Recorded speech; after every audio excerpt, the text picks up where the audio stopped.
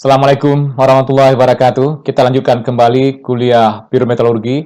Masih pada modul pertama, Introduction. Kita akan masuki pada segmen yang kedua. Apa itu pyrometallurgy?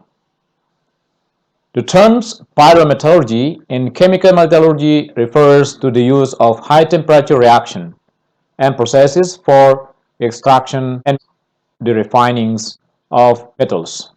Jadi prinsipnya dari pyrometallurgy adalah proses berlangsung pada temperatur tinggi untuk mengambil logam, mengekstrak logam, dan juga untuk memurnikan logam. Parameter kunci pada proses pyrometallurgy yang pertama adalah temperatur. Itu yang pertama. Jadi kita bermain pada temperatur yang lebih tinggi, sehingga slagnya leleh, sehingga metalnya juga leleh. Ya. Kemudian selain temperatur, yang kedua adalah mengenai lingkungan. Kita bermain mengenai lingkungan. Lingkungannya reduktif, oksidatif, atau vakum, atau inert. Itu kita bisa bermain di situ. Bermain pada temperatur, bermain pada lingkungannya. Benefits of high temperatures. Apa saja keuntungan yang bisa didapat kalau misalnya proses dilakukan pada temperatur tinggi. Yang pertama adalah favorable chemical equilibrium. Kita bisa mengatur arah reaksi. Kita bisa mengatur apakah reaksinya ke kanan atau ke kiri gitu ya. Kita dengan bermain temperatur yang tadinya reaksi ke kiri, kita bisa ubah menjadi ke kanan. Jadi kita bisa mengatur arah reaksinya. Kemudian yang kedua adalah high reaction rates. Kalau misalnya kita pernah belajar sebelumnya di kinetika, secara umum setiap naik 10 derajat Celcius, laju reaksi akan meningkat 2 kali lipat. Ini kita bayangkan reaksinya berlangsung tidak pada temperatur 100 derajat Celcius, 200 derajat Celcius, minimum di sekitar 400-500 derajat Celcius, tapi yang lebih umum itu pada temperatur lebih dari 1000 derajat Celcius, 1200 derajat Celcius untuk peleburan tembaga. Kita bicara mengenai baja 1600 derajat Celcius, 1650 derajat Celcius, sampai 1700 derajat Celcius. Kemudian untuk ekstraksi silikon pada temperatur lebih dari 1700 derajat Celcius. Di temperatur tinggi, laju reaksi juga tinggi. Yang ketiga, possibility producing the metals in molten or gaseous states which facilitates its redispersion from other reaction products. Jadi kita bisa langsung menghasilkan logam, memisahkan dari slag. Logamnya itu bisa juga menguap. Ya, contoh kalau misalnya orang menghasilkan magnesium dengan menggunakan teknologi fission, temperatur tinggi, logamnya diuapkan dalam suasana vakum pada temperatur 1200 derajat Celcius. Setelah itu dikondensasi. Begitu dia menguap, dia akan meninggalkan logam-logam oksida-oksida lain sebagai pengotor yang tidak menguap. Itu yang diusahakan atau diatur sedemikian rupa. Jadi kita bisa langsung dengan satu step, dengan proses pyrometallurgy, satu step, langsung menghasilkan logam.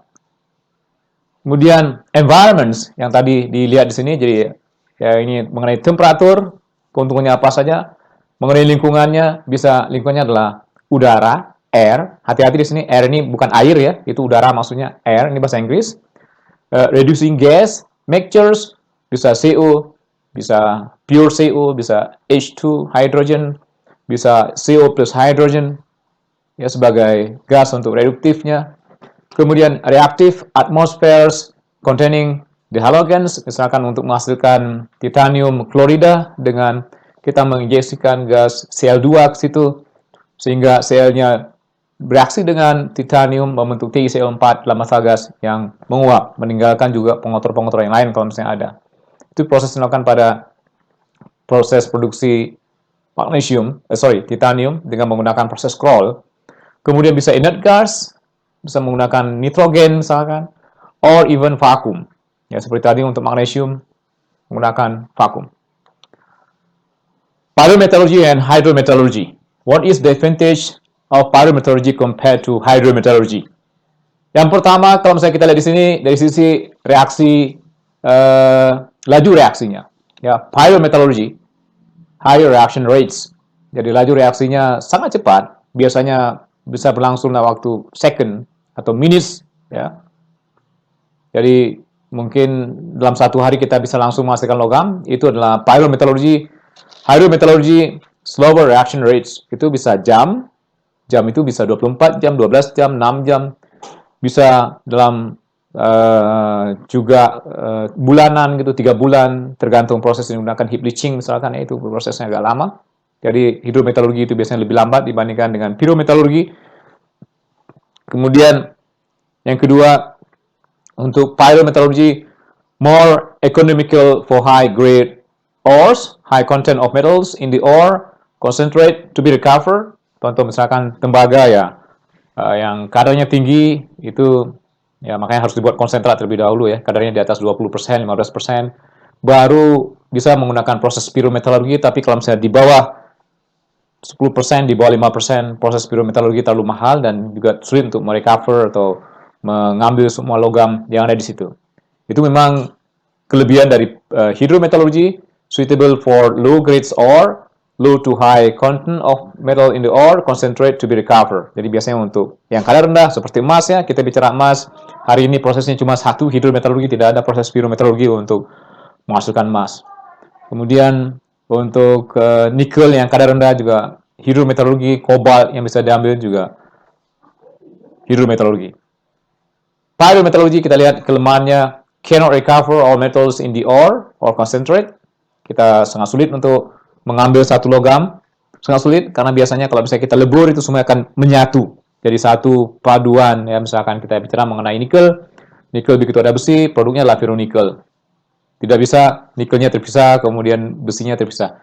Bisa dilakukan, tapi prosesnya agak lama dan agak mahal. Misalkan yang dilakukan dengan menambahkan sulfur, menjadikan nikel mate, itu sebenarnya bisa, tapi sekali lagi bagian ujung masih nyatu juga antara nikel dan kobalt. Untuk memisahkan antara nikel dengan kobalt, itu digunakan hidrometallurgi. Unsuitable for complex ores, itu juga kelemahan dari proses pyrometallurgi. Tadi sudah disampaikan, kalau misalnya di situ banyak logam yang akan direcover, akan diekstraksi dalam satu tahap, sulit menggunakan pyrometallurgi, dan itu paling sesuai untuk proses hidrometallurgi.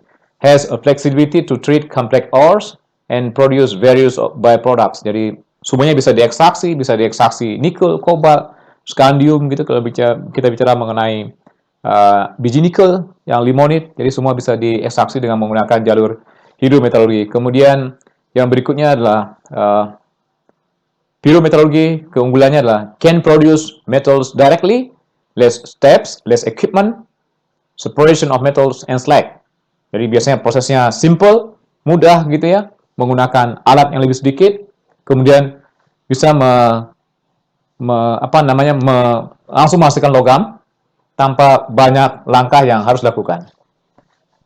Hydrometallurgy, metals is extracted in the form of solution. Jadi biasanya pertama dilarutkan dulu, dia akan larut masuk ke dalam larutan, yang larut juga hanya hanya logam-logam tertentu. Jadi benar-benar selektif pada saat dia dilarutkan. Tetapi setelah itu, more steps are required to recover the metals from solution. Jadi harus dipisahkan ininya, diatur pH-nya, atau pakai sulfur extraction, pakai electrowinning, dan lain-lain. Jadi masih panjang tahapnya untuk menghasilkan logam.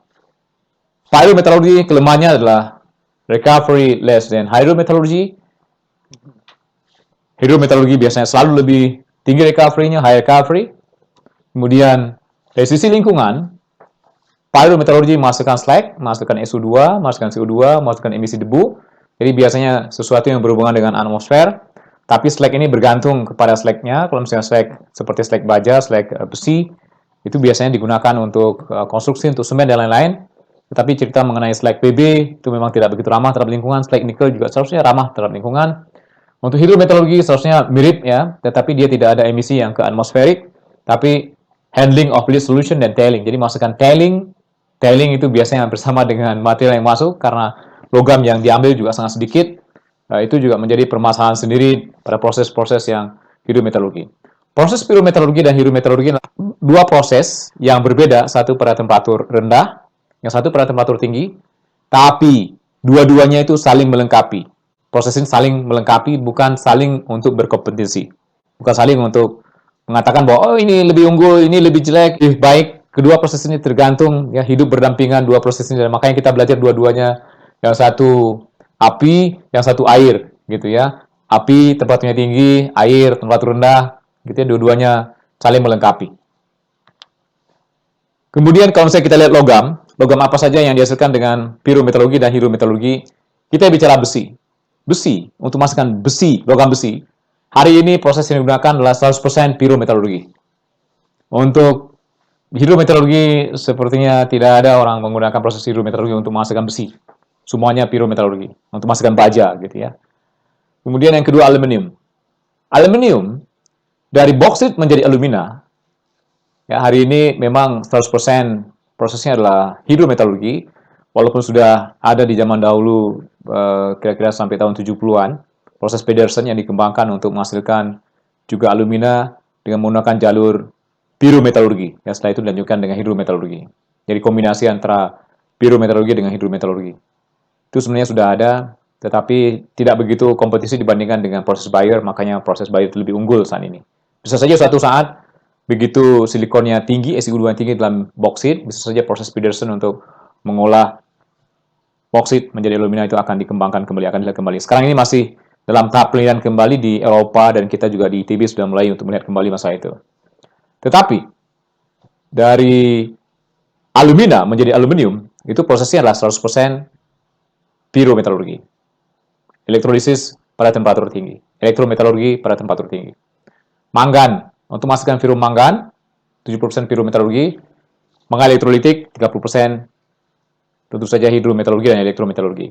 Tembaga, sekitar 60-70%, atau tepatnya sekitar 80% sebenarnya, untuk menghasilkan tembaga ini dihasilkan dengan jalur pirometalurgi.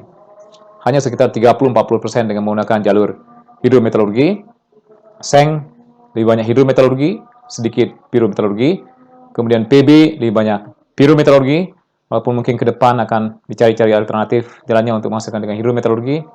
Nikel, 60% pirometalurgi, sekitar 40% hidrometalurgi. Ke depan bisa saja porsi ini akan meningkat. Magnesium, 100% pirometalurgi untuk menghasilkan magnesium logam, baik dengan menggunakan proses pigeon atau elektrolisis pada temperatur tinggi. Tidak ada proses yang hidrometalurgi di sini. Kemudian timah 100% pirometalurgi, tidak begitu kompetitif dan juga sepertinya sulit untuk dilakukan dengan proses hidrometalurgi. Ag, ini lebih banyak semuanya Ag, Au, dan logam tanah jarang itu digunakan proses-proses hidrometalurgi. Biasanya untuk yang harganya mahal itu menggunakan jalur hidrometalurgi. Ini Anda lihat kembali tabel periodik.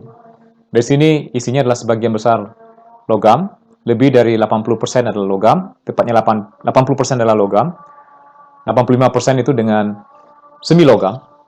Jadi 85% dari tabel periodik adalah logam dan semi logam. Tugas metalurgi di sini banyak sekali, terutama di Indonesia yang masih harus dikembangkan proses untuk menghasilkan logam-logam ini, baik dengan menggunakan jalur pirometalurgi maupun jalur hidrometalurgi. Jadi pesan bagi Anda, mohon belajar dengan rajin. Ya, kita ketinggalan dari sisi teknologi, dari sisi pengetahuan, untuk menguasai teknologi tinggi peleburan atau ekstraksi logam dari alam ini, yang sebagian besar adalah dengan menggunakan jalur, dengan yang sebagian besar adalah tugas dari metalurgi untuk menghasilkan logam-logam dari alam, ya logam-logam ini yang sangat kita butuhkan. Ini produksi logam dunia, Anda lihat sebelah kiri adalah baja, yang paling besar produksinya saat ini 1,8 miliar ton, kemudian aluminium 130 juta ton, kromium, tembaga, dan seterusnya sampai ke sini. Hidrometalurgi kita lihat masih atau dominan di bagian yang sebelah kiri di sini. Pirometalurgi itu lebih dominan pada logam-logam yang konsentrasinya besar dan juga produksinya biasanya mass production. Terima kasih atas perhatian Anda. Tetap semangat ya dalam belajar. Assalamualaikum warahmatullahi wabarakatuh.